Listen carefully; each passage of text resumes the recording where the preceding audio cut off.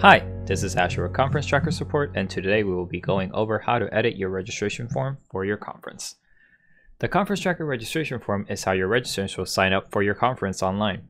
Conference Tracker offers two types of registration forms, one for your attendees and one for your exhibitors. Both of these registration editors work the same, so today we'll be focusing on the attendee registration form. To get started, log into your Conference Tracker account, and on the left-hand navigation menu, click on Attendees and Online Registration. Then click on the blue Edit Registration button, and now you will be at the registration form editor screen. This screen is mainly divided into two parts: the main editor, where you will see a real-time version of your registration form, and the toolbox on the right-hand side, where you can add different fields to your registration form. To add a field from the toolbox, simply click on the field of your choice, and it will show up at the bottom of your form.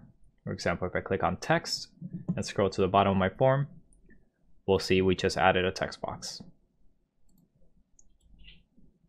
One more thing to keep in mind on the editor is that depending on what field it is, you have different methods of interaction. For example, every single field that you add can be dragged and moved around, as you can see by my cursor changing into his hand. So clicking and leaving it pressed and dragging it around, you can place it wherever you need it.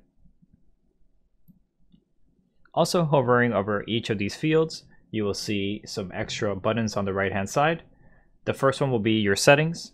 The second one will be to create a duplicate of your field. And the third one will be to delete your field. We will now go over all of the sections of the editor. The first section at the very top is the registration's title. This is something that you can change if you want, or you can just leave it as the default. Up next, we have our very first field, which is a title field, which should be the first one on your toolbox. The title field acts like a header, allowing you to separate or divide your registration form into different sections. Clicking on the settings, we can change the text that it shows. We can also make it visible or invisible, just in case you need to quickly hide it, and some extra options that we will go over later. Up next is a paragraph field. The paragraph field allows you to add a block of text that you can change to whatever you need it to say. Here is a generic placeholder text, but you can definitely change it to anything. Up next, we have three very important fields to the registration editor. These three fields are default in each registration form, and they cannot be deleted. These three fields are the first name, last name, and email. These are required by Conference Tracker in order to create an account. While you can move them around, they cannot be deleted. Up next, we have the password field. You can add this field to your registration editor so your registrants can create a password at the point of registration, and they don't have to worry about resetting their password later on. Clicking on the settings, we do get some extra settings, such as making this field required, and adding some help text at the bottom just to help out your registrants, and changing the minimum length of the password. Up next, we have an email field. This is just in case you need some sort of secondary email contact for your registrant. And following that, we have our text box field. This will be the main bulk of your registration form. This is just a blank text box where you can ask for any required information such as demographics, city, state, zip code, license number, anything that you need for your registration. Clicking on the settings, we'll see the regular settings here. And we have an extra option of auto-capitalizing anything inserted into the text box. Up next, we have the money field. This allows your registrants to add any sort of money, sort of like a donation, to your registration. Any number inputted here will be added at the checkout screen as an extra fee.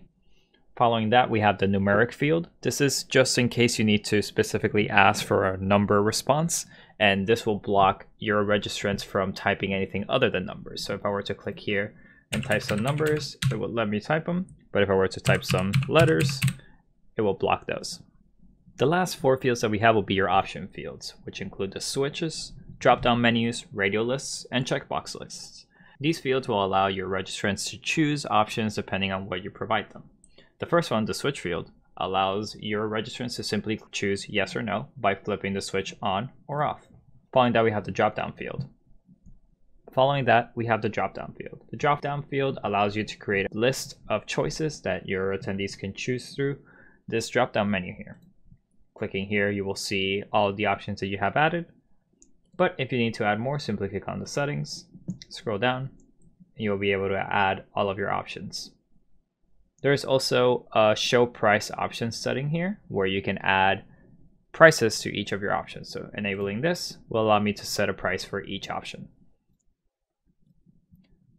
Up next, we have the radio list field. This radio list allows your registrants to just pick one out of all of the options that you offer. So if I were to click on option 3, but then click on option 2, it would overwrite my selection.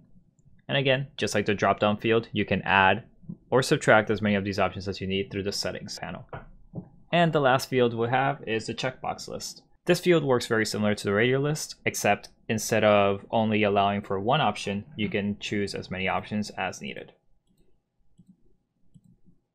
One additional feature that the registration form allows is for branching registration forms. For example, you can set one of your options to show more questions that will not be shown if that option is not picked. To get started on that, we will first choose the optional section that will only show up if a specific option has been picked. In this case, we'll just use our last one, the checkbox list. We'll go over to the settings and we will note the name at the beginning. All of your fields will have this name. And while this is not changing the actual text shown to your registrants, this will allow you to organize your fields. So if we were to rename this checkbox hidden, we will know which one we are referring to when we're setting up the branching. The second step will be to actually make this hidden. So if we turn off the visible option, this will remain hidden until we create some parameters for it to display. Now that we're done here, we'll go ahead and close the setting and we'll note that there is a not visible setting on that field. Now let's go ahead and pick the option that will make this field be shown. To do that, let's go over to the switch field and go on the settings. Then you will see this last option that says shows. Depending on what you pick here is what will be shown. So since we have the checkbox hidden set already, we can show that. We'll close the settings. And now if I were to turn the switch on, you can see that the not visible setting disappeared, but if I were to turn it off, it appears again. Once you're done with all of your editing, you can click on the green Save Changes button at the bottom, and all of your changes will be saved.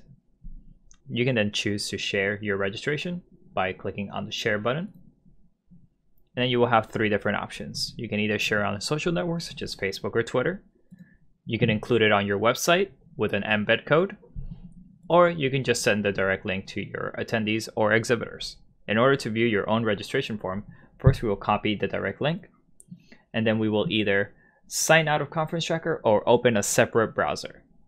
Let's go ahead and sign out here. Now that we're signed out, we'll go ahead and open a new tab, enter that link that was previously copied, and once it loads, you will be able to see your registration form. And just to show that branching feature, if we scroll all the way down and turn on the switch field, we'll see the checkbox list. Thank you for watching this video, and if you have any questions or need support, please email us at conftrack@engineerica.com.